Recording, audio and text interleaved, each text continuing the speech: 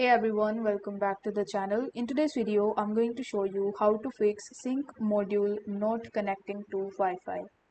So in order to fix this issue, you can try this method in which you just have to simply press and hold the reset button of the sync module, then wait for the flashing red light, then release the reset button. You need to wait for the blinking blue and the solid green. Then you need to re-add the sync module.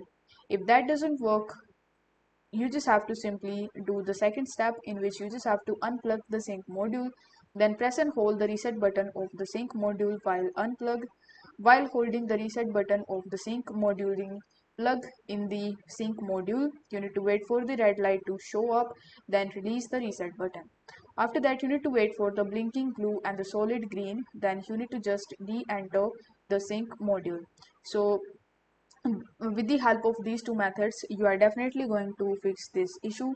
And if you do that, then do let me know in the comment section below. I hope this video was helpful, and if it was, then don't forget to like the video and subscribe to the channel. Thank you so much for watching.